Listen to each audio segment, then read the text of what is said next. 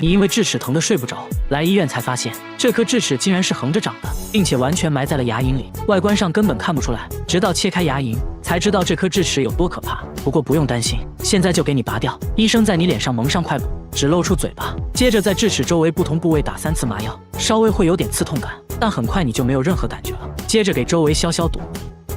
根据智齿生长角度切开牙龈，因为麻药已经生效，基本不会感到痛。如果这时你感觉疼痛难忍，一定要举手示意。医生用镊子掀开牙龈，就看到了埋伏的智齿，但这仅仅是冰山一角，智齿大部分还镶嵌在牙槽骨中。这时要用球钻削一点牙槽骨，通俗点讲，就是用电钻钻你的骨头。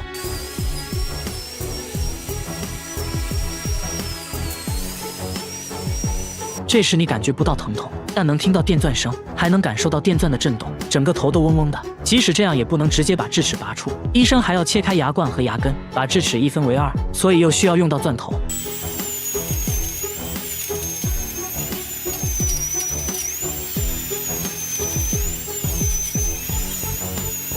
现在看来，切开的牙冠部分还是无法直接取出，还得竖着再切一次。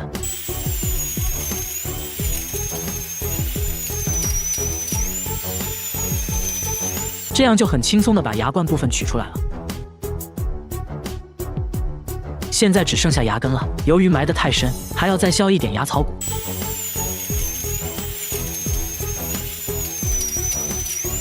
现在用杠杆原理，一点点往外撬，很快牙根就被撬了出来。现在你的下巴可能很酸，再坚持一下，马上就快结束了。由于创口比较大，最后需要给你缝合牙龈。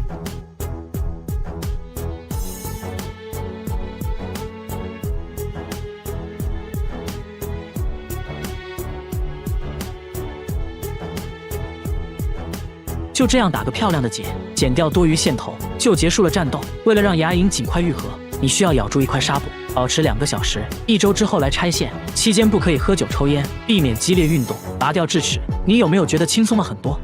你因为不好好刷牙，年纪轻轻就坏掉1颗，为了能啃骨头，即将要花2万块钱在嘴里种1颗。整个种牙过程需要持续半年左右。现在让我们来看看你的种牙血泪史。这个就是你的牙槽骨，这些大大小小的钻头都是用来在牙槽骨打孔的。刚开始钻孔要选择8毫米的小钻头，为了穿透坚硬的牙槽骨，医生调高了钻头速度。一切准备就绪，钻孔就开始了。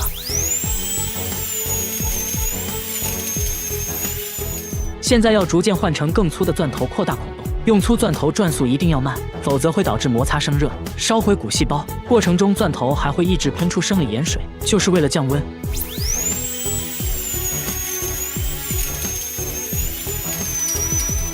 现在使用螺丝纹钻头，将孔的上端继续拓宽，这是为了让孔洞和种植体完美契合。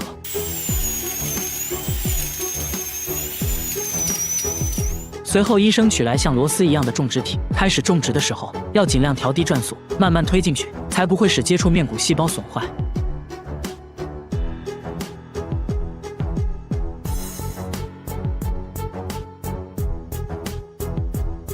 接着还需要使用扭力扳手把种植体拧紧。现在要将愈合基台连接到种植体上。等缝合好牙龈，大概就是这个样子。这时牙槽骨中的种植体会和周围的骨细胞慢慢融合，这个过程叫做骨结合，最短需要2到3个月，最长6个月左右。经过了几个月，牙槽骨和种植体已经充分结合，就可以把临时愈合基台取下，然后安装上永久愈合基台。现在需要安装人工牙冠，人工牙冠中间的洞是为了以后修理种植牙的时候方便拧开里面的螺丝，但现在要先用树脂填充，接着用灯照射固化。到这里你的牙就种好了，看起来和真牙一模一样。现在就可以去啃骨头了，一定要记得好好刷牙。用黄金来补牙是种怎样的体验？看到最后，我承认我羡慕了。等你躺平后，医生先用金刚石钻头去除腐质，腐质也就是蛀牙上的黑色物质。为了将腐质去除干净，需要在几处做好标记，沿着标记保持垂直，一点点去除。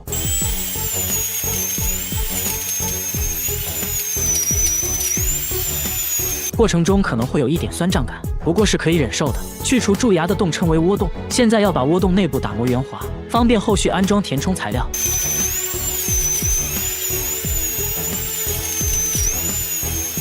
接着吹干窝洞内的水分，你这颗牙坏得很深，内部还有残留的腐质。医生换上小钻头继续去除，腐质已经靠近了牙神经，过程中要尽量小心。再次吹干牙齿内部。现在辅质已经清理完毕，接着就进入了修复环节，先涂抹上一层粘合剂。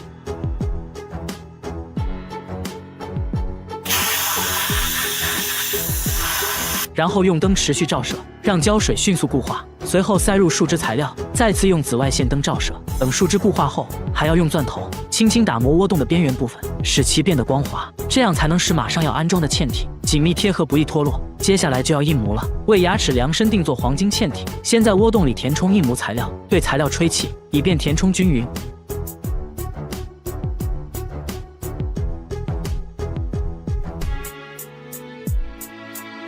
用力按压后，等印模材料变硬，就可以根据印模制作黄金嵌体。等嵌体制作完成后，医生会再次涂上粘合剂，接着给你安装金灿灿的黄金嵌体。把多余的粘合剂擦干净，等它固化后，黄金嵌体就牢牢粘在了你的牙齿上，这样你又可以啃骨头了。好了，做完了，醒醒吧！你不小心磕掉了半颗门牙，说话一直漏风，天天被人嘲笑。你决定去做个修复，医生也没有让你失望，最后的修复效果足以让他们闭上臭嘴。不幸中的万幸，磕掉的部位并没有伤到牙根。如果非常严重的话，那就需要先做根管治疗。但像你这种情况，直接进行光固化树脂补牙即可。先在表面涂一层酸蚀剂，让表面变得更加粗糙一些。冲洗吹干后，涂上粘合剂，进行光照固化。接着医生取来石膏模型，制作诊断蜡型，然后系统的补牙操作就开始了。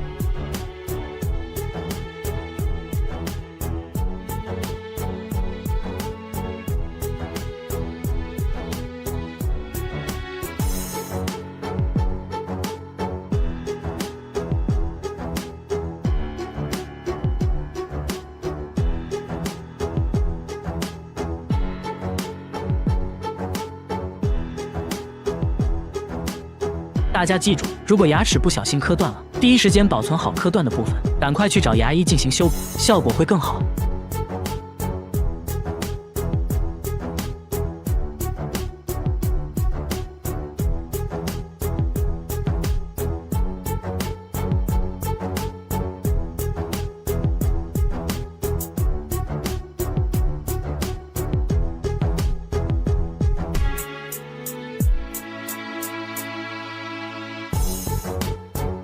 补完之后呢，医生会用车针进行表面的打磨处理，最后再对牙齿进行抛光，牙齿表面就会变得更加光滑，看上去形态也比较美观。最后取出排龈线，就大功告成了。不过以后不能啃太硬的东西，稍有不注意就有可能导致脱落。他考试交白卷，反而得到了校长的表扬，当着全校师生的面给他戴了朵大红花。原因是他成了学校唯一一个看出老师出错题目的学生。台上的阿芳一脸懵，交白卷其实是自己看不懂而已，谁都想不到他开挂的人生从此开始了。课上不小心打翻了墨水，他赶紧用衣服擦，却意外擦出了一幅意境深远的山水画，得到了绘画大赛的第1名，顺便还收获了一群小迷妹，时刻被幸运女神眷顾着，让他觉得人生毫无意义。本以为长大后运气就会改变，谁知好运反而变本加厉，随手买张彩票都能中大奖，吃个饭就成了店里第9999名顾客，莫名其妙得到了全年免费卡。阿芳不想就这样安逸的过一辈子，跑去做了房产销售。可第一天上班，找他买房的人排队都排到了公司大门口，下班随便伸手，立马就来了几辆出租车，都抢着要拉他。他彻底受够了这种开挂般的生活，感觉是上天对自己的惩罚，指着老天一顿臭骂。突然间电闪雷鸣，一个雷针就劈了下来，雷结果劈死了正在逃跑的小偷，他含泪获得了良好市民奖。阿芳非常想体验失败的快感，可天不遂人愿，生无可恋的阿芳决定出家。就在剃发前，方丈出现了，只见方丈大手一挥，他便灵魂出窍，意识开始模糊。等阿芳清醒过来，发现一切都变了，打斗地主从来就没赢过，无论跟谁打牌都被对方吊打，就连一旁的小学生都嘲笑他是个弱鸡，他却兴奋得不得了，终于体验到了失败的快感。他后背上竟然长了一个脑袋，还变得越来越大，摸起来那软软的，感觉里面好像有东西在动，但谁都不知道里面到底是个什么东西。然而医生的一句话让所有人大惊失色，直到最后把脑袋切开，才看见他的真面目。大叔说，自从多了一个脑袋，感觉自己变聪明了很多，但常常感觉后背有虫子乱钻，手臂和脖子还经常会失去知觉，心里呢会产生2种不同的声音，分别控制自己，常常会产生邪恶的念头。他怕以后无法控制自己，真的做出什么不好的事，所以呢赶紧找到了医生，来了个线上会诊。当他把衣服脱掉，这东西的个头属实把医生吓了一跳。他说这东西已经长了23年，有一次呢在野外洗澡，过了没几天就长出了这东西。刚开始呢和葡萄差不多大小，慢慢就变成了这样。会会诊过程中，他突然开始胡言乱语，还奇怪的大笑，看着呢根本不受控制的样子。医生顿感不妙，怀疑是洗澡时感染了食脑虫。当食脑虫侵入体内，会一点点啃食神经组织，患者就会出现头痛、恶心、四肢麻木的症状。由于肿块紧靠着脑袋，医生怀疑食脑虫已经侵入了大脑，情绪控制相关的大脑区域已经受到了干扰，大叔才会出现幻觉、精神错乱等症状。一旦食脑虫开始啃食视神经，那他将会有失明的可能。现在必须要尽快进行手术，看看这个脑袋里到底有什么。医生还想问一些关键的信息，但大叔依然不停地胡言乱语。这时，大叔的儿子走了过来，医生赶紧让儿子把他控制住。等大叔稳定下来后，赶紧送来医院。隔天，大叔来到医院进行手术，医生经过细致的计划和准备，手术就开始了。把脑袋割开后，接着就流出了一坨白花花的东西，看着非常像奶油。不过还好，医生并没有发现食脑虫，看起来只是普通的脂肪瘤而已。处理完毕，缝合伤口，慢慢的就可以康复了。这个东西，一家人最近被这东西搞得心神不宁。你可以想象一下，他家住3楼，最近却出现一个梳着双马尾的老太婆，趴在窗户死死盯着一家人，就问你怕不怕？这鬼脸是偶然拍到的，一开始以为是窗，所以这就是一种巧合而已。他在厕所偷偷安了监控，正对着马桶和面盆，看到了让人哭笑不得的一幕。晚上等一家人睡着后，厕所就会传来咕呱咕呱的怪声，打开灯却什么都没有，窗户都安装了防盗窗，根本不可能有东西能进来。这怪异现象搞得一家人精神崩溃，半夜都不敢上厕所。有次主人半夜实在尿急，蹑手蹑脚的来到厕所门口，就看到一个小黑点闪过，从面盆一水孔钻了进去。这下主人更怕了，拿着录到的声音求助专家。专家一听却笑了，给他出了一招，在水龙头上绑一条面包夹，从面盆里钻了上来。仔细一看，竟然是只树蛙。难道一直发出怪声的就是它？树蛙对着面包虫若有所思，也不知道在想什么，接着一口吞了。没成想虫子绑得太紧，尝试了几次都没吃到，又灰溜溜地钻进了面盆。关键它家在9楼，这树蛙是怎么爬上来的呢？虽然树蛙会爬墙，但靠它自己是不可能爬到9楼的。楼上楼下的邻居都问过了，也没人养树蛙。专家研究半天，说树蛙只可能是从外面人为带回来的。问了一圈，主人说前段时间从乡下拿回来很多白菜，准备做泡菜。专家一拍脑袋，说树蛙很可能就藏在了白菜里，阴差阳错就蹦到了面盆里。现在重要的是赶快把它解救出来。把面盆拆下来，刚切开一个洞，树蛙就跳了出来，小小的一只，非常可爱。大家决定先暂时把它养在家里，等春暖花开时再让它回归自然。他们对着大妈的胸部 X 光片议论纷纷，都感觉不可思议，因为 X 光片显示大妈胸口竟然有根5厘米长的针，距离心脏只有1毫米。拿金属探测仪在大妈胸口一扫，仪器就会发出哔哔哔的声音。这针已经在体内存在10多年了，最近体检才发现，关于这针是怎么进入体内的，大家重视自己10多年的针，大妈唏嘘不已。她当着医生的面，用随身携带的铁锤疯狂敲自己，边敲还边笑，敲完肩膀敲膝盖，这可是一把货真价实的铁锤啊！大叔每天就用塑料袋装着随身携带，一有时间就哐哐往身上敲，即使在门外也能听到敲打声。敲完膝盖敲肚子，敲完肚子敲敲胸，顺便敲敲胳肢窝，接着敲下巴和上巴，最后敲敲脑壳，从下往上敲了一遍。他说一点都不痛，甚至还挺爽。摄像小哥试了试，差点试试。大叔给自己这套按摩手法取名锤子疗法，说自己一身腱子肉就是这么敲出来的。锤子疗法还可以燃烧腹部脂肪，8块腹肌也是这么来的。这么看来好像真的有用，但不管怎样，大叔已经收获了一批小迷妹。这些处在更年期的小迷妹都觉得锤子疗法能消除疼痛、缓解疲劳，总之非常有用。关键还都觉得大叔很帅。但当他脱掉上衣，脊椎都被敲得通红，长了厚厚的老茧。来医院检查，发现大叔有颈椎间盘突出的问题，这是怎么回事呢？明明敲打后很舒服吗？怕医生不信，当面拿铁锤哐哐敲了起来，敲完上面敲下面。医生表示，锤子疗法确实帮助他锻炼了手臂肌肉，但不建议继续做，很可能会加重颈椎间盘突出的问题。听了医生的话，大叔回家就把铁锤换成了按摩椅，笑嘻嘻地表示自己主打一个听劝，大家千万不要模仿哦。被母蚊子咬一口到底有多恐怖？这相当于往身上插了6把刀，他们对着伤口边吸血边吐口水，甚至还不停拉屎。下面就来看看蚊子恐怖的吸血过程。当你刚闭上眼睛，蚊子就悄悄飞到你身边，找到最容易下嘴的地方，直接就是一口老痰，进行局部麻醉。蚊子的细长嘴巴被称为口器，不到1毫米的口器竟然藏了6根针，它们各司其职。当蚊子开始吸血时，先用2根锯齿针割开表皮最外面的一层，它们非常锋利，你几乎感觉不到它的存在。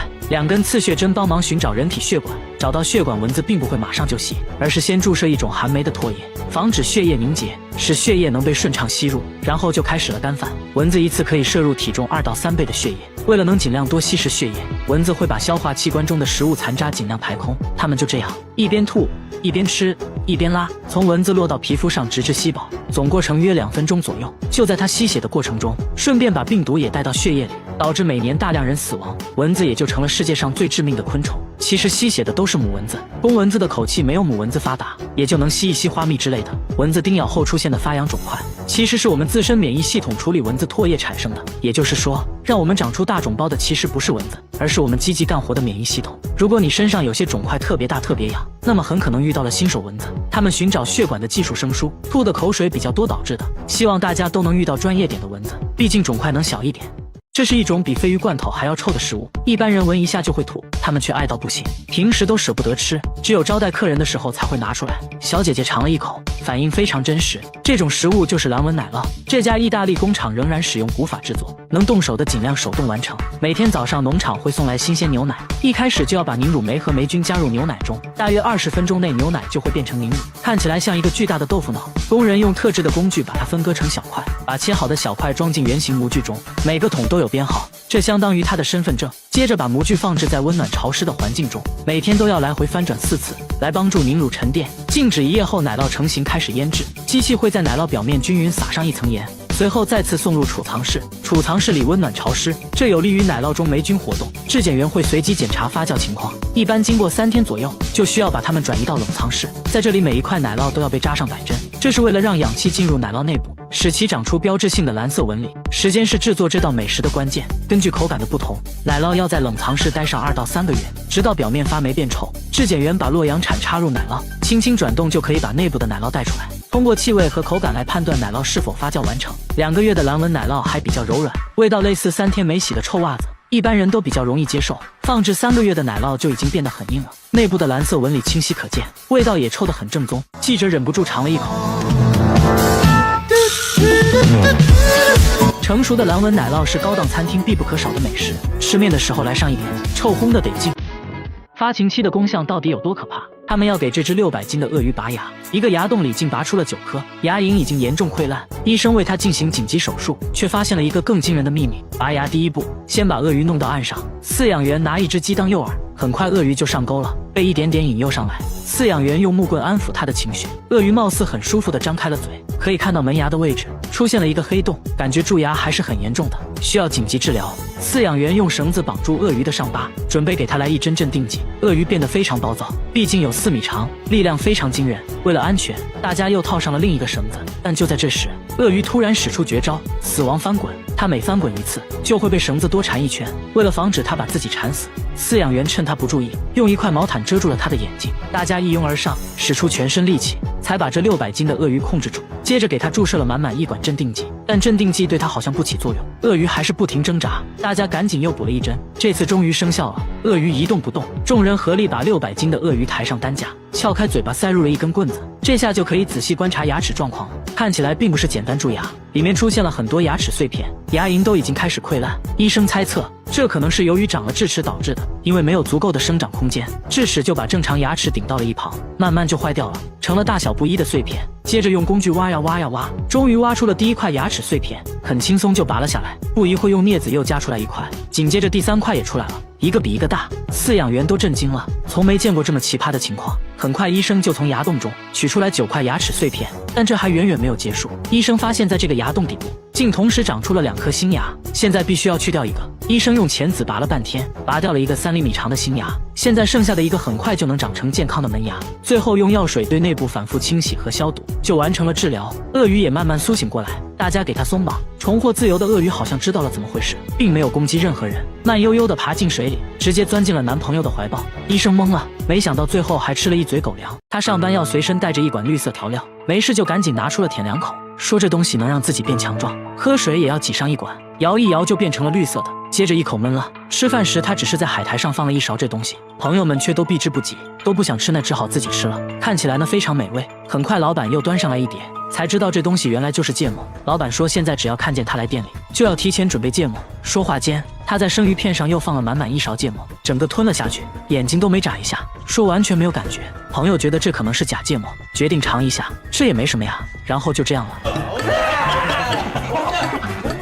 喝汤的自然也少不了芥末。那小魏挠一下，大叔也不客气，挤上芥末，直接送入口中。大叔该不会是有什么大病吧？果然，医生说他的嗅觉功能比普通人低20%，所以他对于辛辣不敏感，而且还发现他有严重的胃溃疡，再吃下去的话，就只能准备吃血了。大家千万不要模仿哦。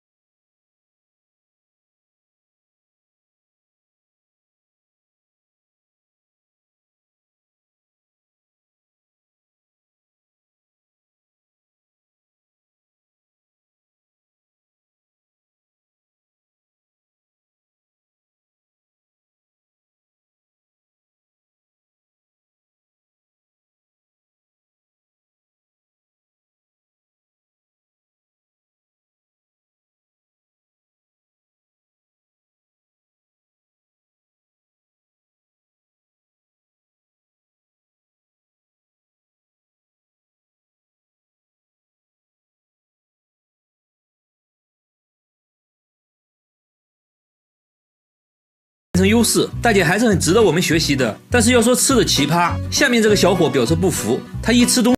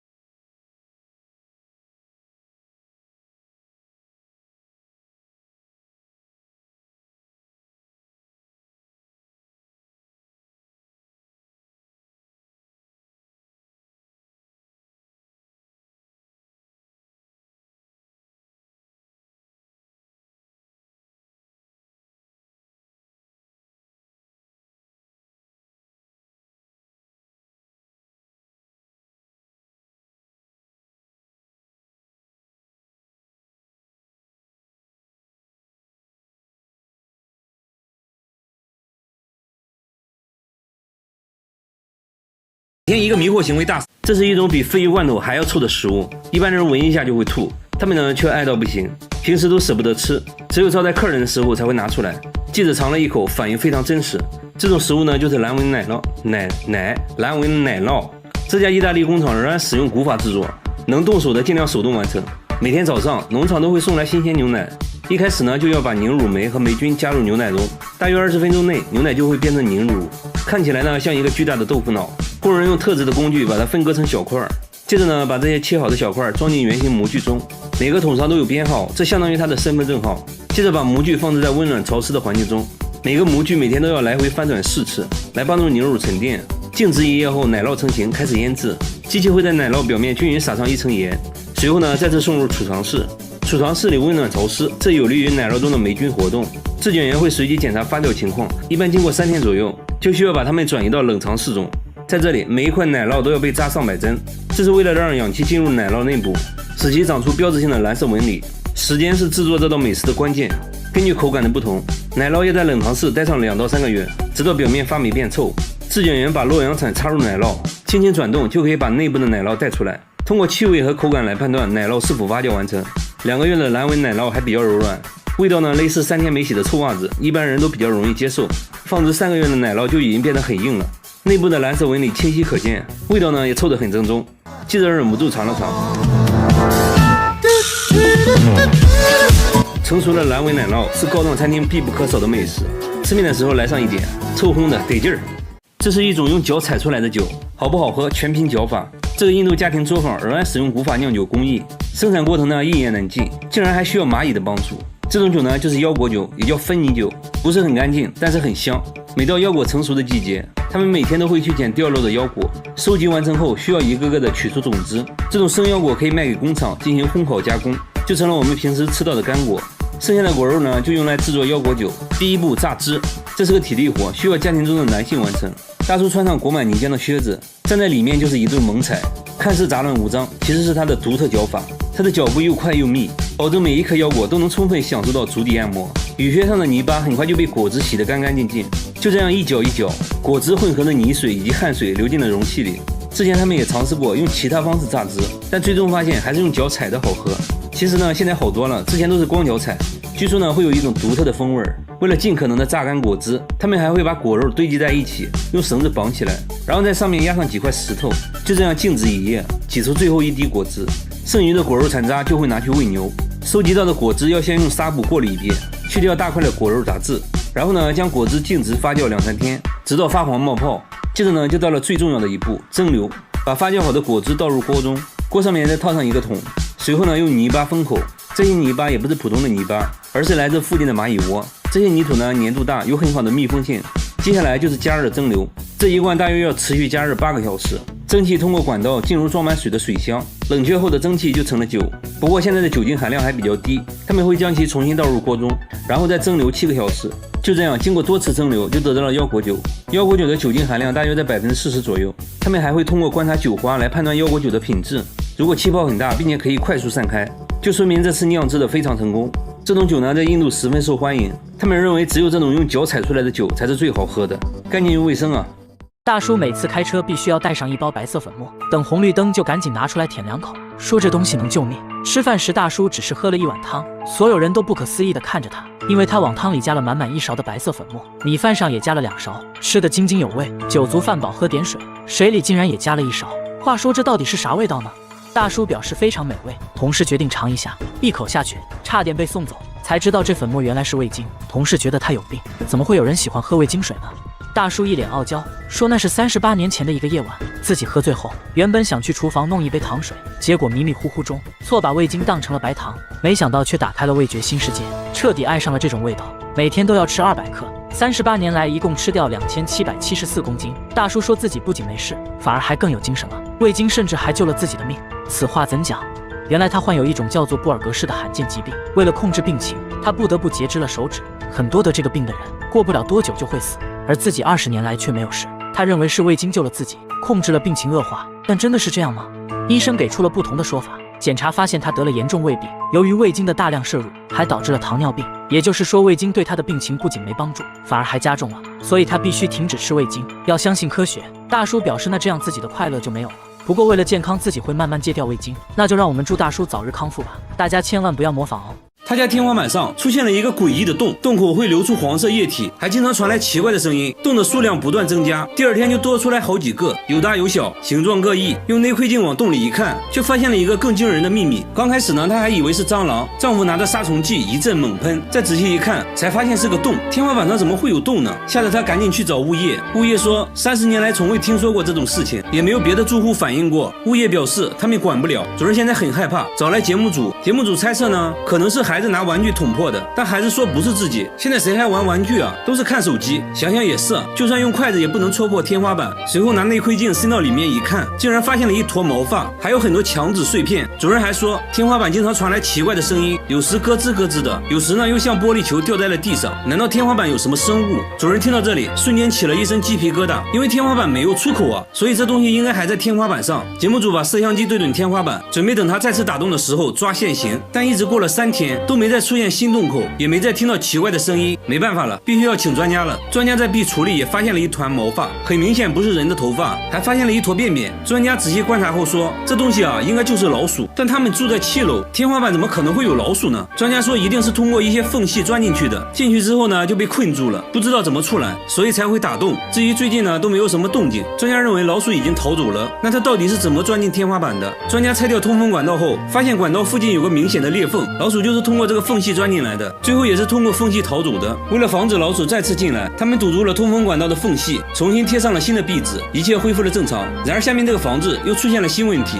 在海边一座孤零零的房子里，每天都会传来呲啦呲啦的声音。房子外面还有个神秘的图腾，看着非常诡异。有人说房子里住着海王，声音是他磨三叉戟时发出的。工作人员才不信，壮着胆子上前查看，发现大门竟然是开着的。不怕死的工作人员走了进去，里面一片漆黑，突然灯就亮了。映入眼帘的就是用胶带铺成的地板，用了2种颜色的胶带交叉覆盖，形成了特殊的花纹。抬头一看更夸张，房子的墙壁全部贴上了绿色胶带。不仅如此，卧室也完全用胶带覆盖。这时主人出现了，不是海王，而是一位老奶奶。奶奶说这没有什么大惊小怪的，自己喜欢这样的装修风格，足足用了4年才全部完成。那外面的图腾代表着什么？奶奶说图腾没什么特殊含义，是这个房子的装修图，自己就是按照图腾来装修房子的。但每隔一段时间，胶带就会失去光泽，奶奶就会重新贴一遍新胶带，不一会儿就用完了1卷胶带，还说1周就要用掉300卷。打开橱子，里面存放了大量胶带。她为什么会有这种迷惑行为？原来40年前她的身体出现了问题，以至于不能出门，为了锻炼身体，才决定用胶带装饰房子，顺便呢锻炼身体。没想到现在身体越来越健康，所以就坚持每天贴胶带了。但是要论有迷惑行为，还得看下面这位大叔。这座公寓每到深夜就会叫，公寓的住户苦不堪言。有人说听起来像青蛙在叫，又像是什么东西在楼梯上跳。节目组循声来到一位住户家里，只见声音越来越大，打开灯后让人哭笑不得。原来是大叔磨牙的声音，磨的那叫一个响。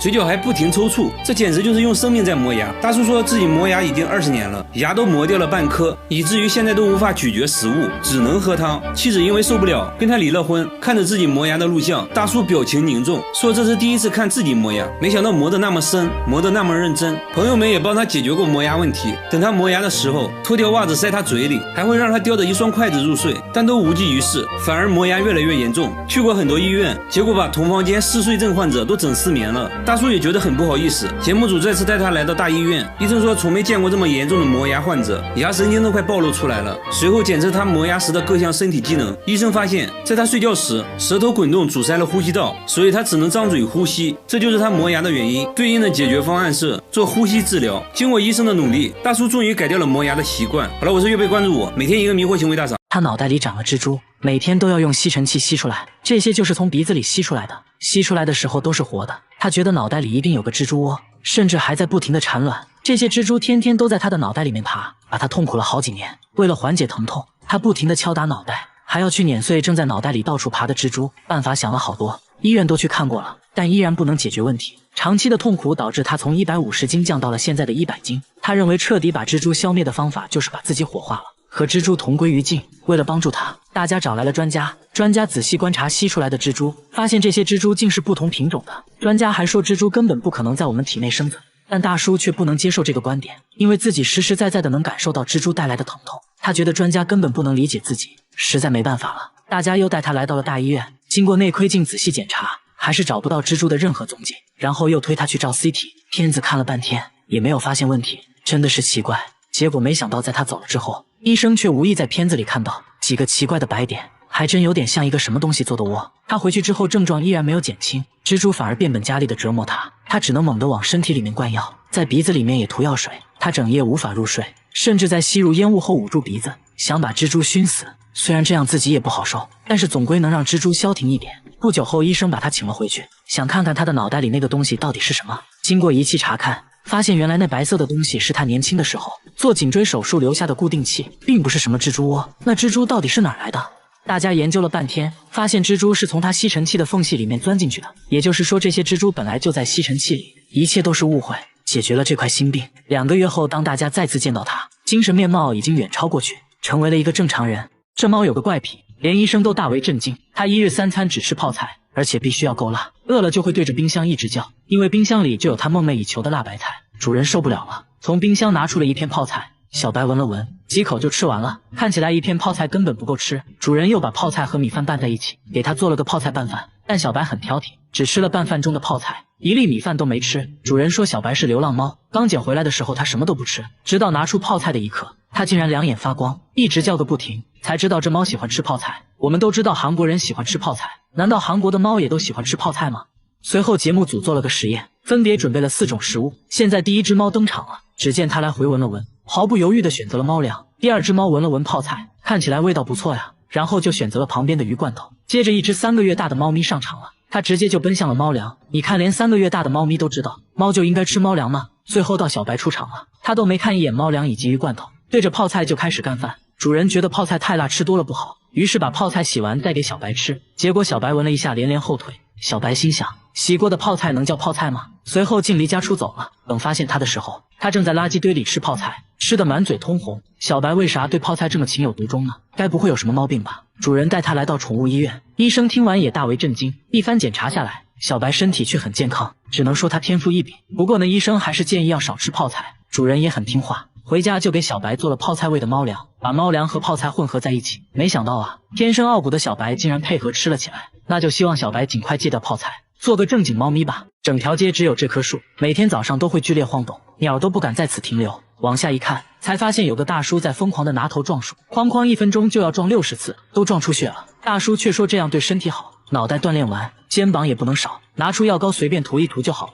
这样真的不会痛吗？大叔轻蔑一笑，说自己已经锻炼5年了，还让记者摸摸看，果然已经练就出了厚厚的老茧。大叔还一脸傲娇，劝大家不要模仿，否则很可能脑袋开花哦。这条街上的店主都说，每天都能看到大叔撞树，就没见过额头不流血的时候。不过呢，还是心疼这棵树多一点。大叔看起来一身的暴力，工作起来却非常安静，为啥会选择这种奇葩的锻炼方式？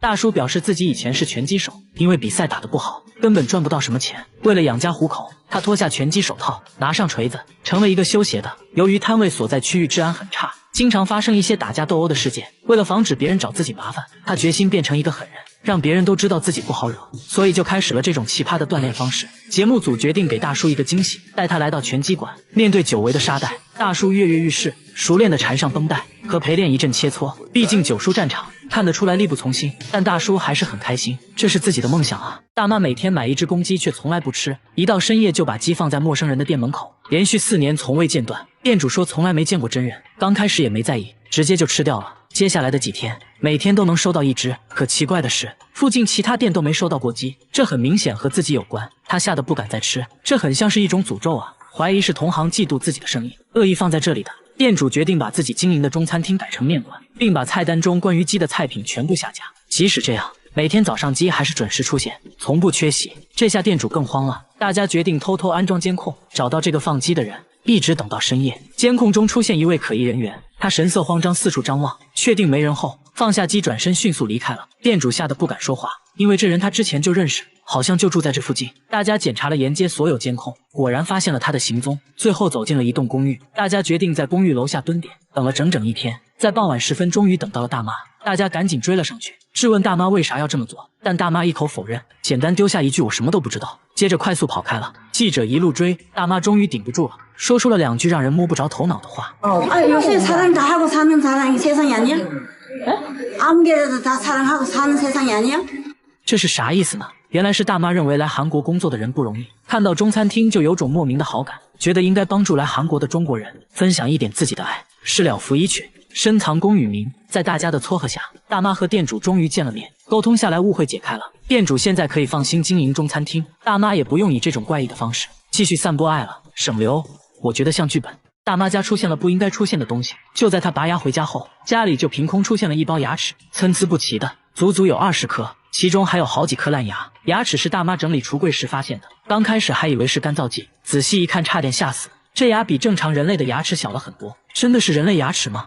牙医看了一眼，说不仅是人类牙齿，而且还是小孩的乳牙。一个人一般就有20颗乳牙，而这一包恰巧就有20颗，从形状上判断，应该就是同一个人的，很明显是专门收藏起来的。一听说是乳牙，大爷很不理解，因为老两口根本就没有孩子，最近也没人来过家里，那为啥会出现在自己家呢？这会不会是某种诅咒呢？随后记者在家里发现了蹊跷。10号这天，日历上标注的行程是去看牙医，大妈说那天确实去拔牙了，自己记性不好就在日历上做了标注，那会不会是她不小心从诊所带回来的呢？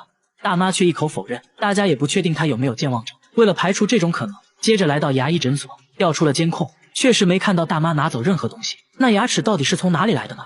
聊天中得知，这房子是他们租的，1年前才搬进来的，而且房东就有个孩子。大家瞬间醍醐灌顶，这牙齿8成就是房东孩子的。接着联系到了房东，一问才知道，这牙齿确实是他家小孩的，当时搬家忘记拿了，一切都是虚惊一场。大叔每次做饭要先洗1盆碎玻璃，洗完再加上几勺白糖，直接就端上了餐桌，放着一桌菜不吃，他却只想吃玻璃。老婆怕他吃死了，想让大叔吃一块玻璃就上一口菜，但大叔根本不听，玻璃直接成了他的主食。一天吃的玻璃可以填满2个啤酒杯，现在还越来越离谱，上班都要带着满满一杯玻璃碴子，没事就赶紧拿出来吃一块，走到哪都带着。下班后就去玻璃店挑选零食，挑挑拣拣弄了一大袋，回家还要根据口味给他们分类，不同厚度的玻璃吃起来口感也不一样。医院的点滴瓶是他的最爱，吃起来酥脆有嚼劲，灯泡吃起来就差一点，不过呢也很爽口。记者忍不住问他，到底为啥要吃玻璃呢？没想到大叔却反问起了记者：那你为什么要吃饭？为什么要喝酒？为什么要抽烟？